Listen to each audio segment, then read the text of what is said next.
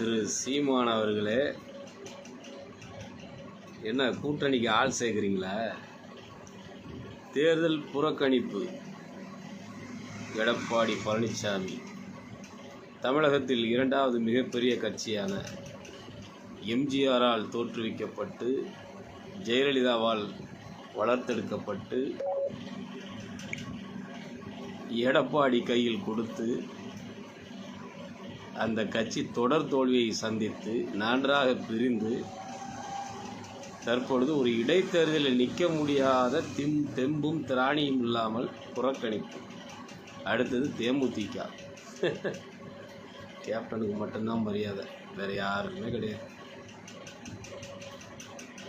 பார்க்கலாம், வருங்காலத்தில் அந்த கட்சி நல்லா வரணும். ஏன்னா அந்த கட்சிக்காக நாங்கள்லாம் உழைச்சிருக்கிறோம். நல்லா வரட்டும். வாழ்க்கை